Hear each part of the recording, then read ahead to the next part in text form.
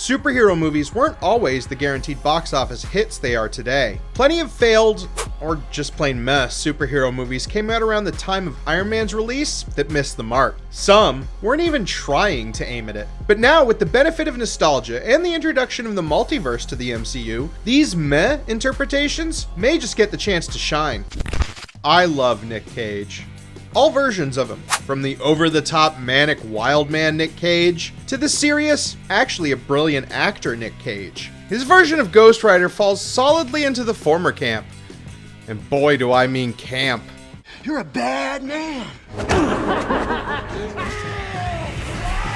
The talented Mr. Cage plays appropriately named motorcycle stuntman Johnny Blaze, who sold his soul to the devil as a young man, and now pays off his debt by finding and punishing the souls of the damned. He also punishes anyone with the hubris to think Ghostrider is a box office draw. The movie centered around Johnny discovering his powers, trying to send Mephistopheles' son back to hell, and successfully failing to woo his childhood sweetheart, Roxanne Simpson. While the 2007 film made enough money to earn a sequel, it was almost universally panned by critics. The 2011 sequel, Ghostrider: Spirit of Vengeance, fared even worse. The visual effects rarely did the anti-hero justice, and his plots were, how do I say this nicely, bad. They were bad plots. Nick Cage's Ghostrider could be an excellent addition to the future of the MCU. The Spirit of Vengeance could bring a welcome edge to the usual Marvel format. If the fantastic Nicolas Cage is a little too much for Marvel, and he can be, In the name of Zeus's butthole! They could always go with the version of Ghostrider that's already sort of in the Marvelverse. The early Marvel show Agents of S.H.I.E.L.D. featured the skull-faced anti-hero in its 4th season. Look, I know everyone has skulls for faces, but this guy is mostly skull and very little face. My point stands. This version of Ghostrider is Robbie Reyes, who was given the fiery mantle by Johnny Blaze. Reyes was a car mechanic who was untimely dispatched and then resurrected by Johnny, giving him the powers of the Ghostrider. He then used these powers to, get revenge. Who would have thought? Robbie Reyes did eventually team up with S.H.I.E.L.D. to fight against the forces of evil. Seeing him join forces with another Ghostrider, a version of the spirit still attached to Johnny Blaze no less, could be amazing. Plus we could get a recreation of this scene, but with Johnny's chopper and Reyes' excellent muscle car. With Matt Murdock already appearing once in the MCU, it follows that another version of him could be on the way when the multiverse comes into play. Daredevil is a superhero that operates in the New York neighborhood of Hell's Kitchen, which, if the show is to be believed, is most of New York. After losing his sight at a young age in a freak chemical accident, the same one that made the Teenage Mutant Ninja Turtles, no, I'm not kidding, his other senses became heightened until he was able to hear, smell, and feel the vibrations of evil. Charlie Cox played the titular hero in the 2015 Netflix series Daredevil. It ran until 2018 and was regarded as pretty damn good right up until its cancellation. Less well regarded as the 2003 flop Daredevil. In this version, Murdock is played by Ben Affleck, and he's not terrible. Not great, not terrible. Affleck's Daredevil also goes up against Wilson Fisk, who is played excellently by the late great Michael Clark Duncan. While it's unlikely Colin Farrell's wacky take on Bullseye would make an appearance, imagine the idea of a 2003 Daredevil sharing the screen with 2015 Wilson Fisk. That would be delightful. It would probably delight both actors' bank accounts too. Similar to Ghostrider, Daredevil is another hero that could provide a much-needed injection of grit into the Marvel Cinematic Universe. Marvel's next phase could use a change in tone, and you can't let DC have all the fun.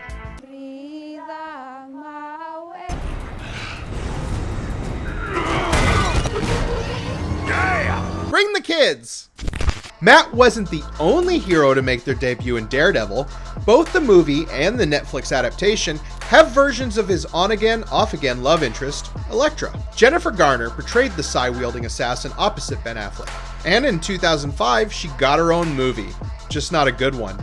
She also got a very early 2000s costume. Garner's take on the character was serious, tortured by the death of her parents, and a professional assassin with OCD. She wasn't exactly the warmest or most passionate character. You really kill people for a living?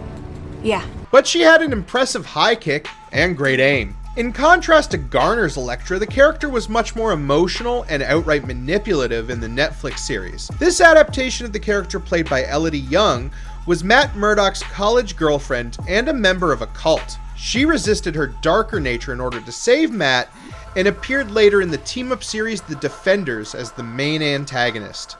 Not her fault though, she was recently dead. That can make you grumpy. What do you get when you take the smartest person in the Marvel Universe and put him in touch with all other versions of himself from across the multiverse? They're about to hit that critical point of syrup absorption that turns the cakes into a gross paste. Wow, actually, that's really close. The Interdimensional Council of Reeds is a comic-accurate idea. The first 3 Reed Richards to get the Infinity Gauntlet met and created a space in between dimensions where all the Mr. Fantastics across the multiverse could join forces and solve the universe's problems as a team. It started great, but ended poorly. And, hilariously, the MCU version of the council already has 3 possible members from non-MCU films. The first Reed Richards who could appear is the version played by Alex Hyde White in the 1994 independent film Fantastic Four. This one is a bit of a stretch, since this movie was never released. While public domain copies are available, this version of the first family of comics never got to appear in front of a wide audience. The ironic thing is that this version of the movie has arguably the most comic-accurate version of Doctor Doom. He certainly is the most hand-talky. What a cool and handsome individual. I knocked the mic. The second read in our interdimensional lineup is the 2005 interpretation of Mr. Fantastic, played by Ioan Gruffudd.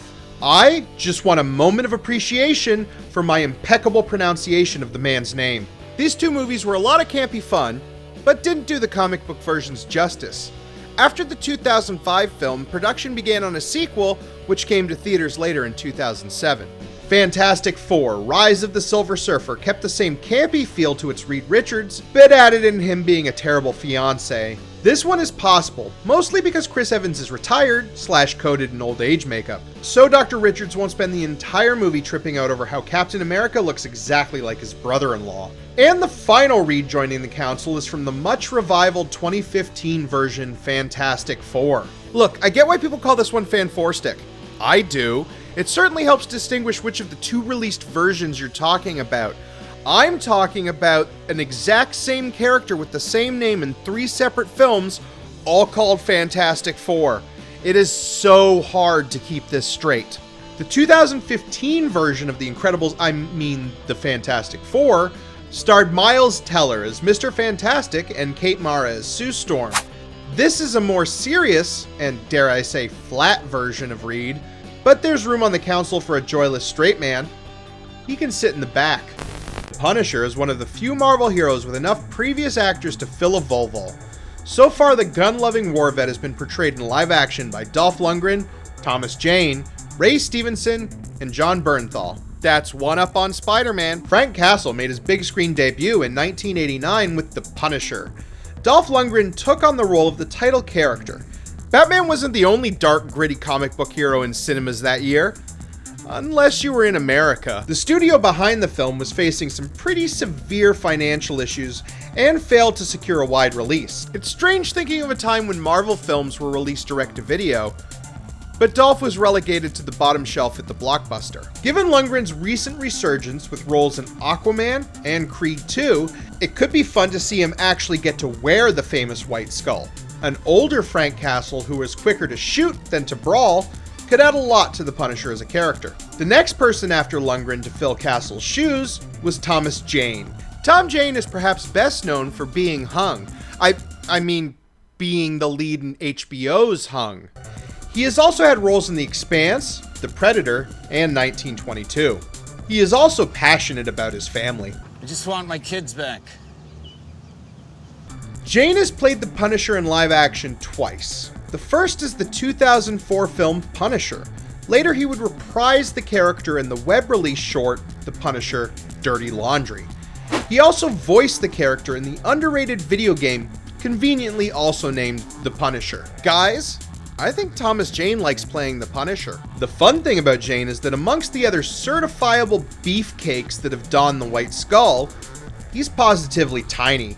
Keeping up would hardly be a problem, as Jane's Frank Castle is tangled with giants like the Russian and come out on top. He's also used manipulation and counterintelligence to bring down his foes. He's a bit of a thinking man's Punisher. The opposite is Ray Stevenson in Punisher Warzone. Stevenson's castle is possibly the most ruthless and certainly the most violent, which is a high bar to set for a Punisher. Finally, there's Shane himself, Jon Bernthal. This version of the Punisher is now non-canon to the MCU, but that hasn't stopped Vincent D'Onofrio and Charlie Cox. Bernthal is perhaps the Frank Castle that's been the most developed. He's also the Punisher used to sharing space with other superheroes. If this Punisher squad has a leader, it's Bernthal. Of course, there are plenty other characters I haven't mentioned here that would work famously in the multiverse. With the addition of Morbius, we could actually justify Blade showing up. Maybe Wesley Snipes can take a break from his duties on the Vampiric Council to make an appearance. Or what about Matt Salinger reprising his role as Captain America? You know, the son of the famous author J.D. Salinger? There are tons of deep cuts to choose from, Marvel. You already slipped Howard the Duck in there. What's stopping you?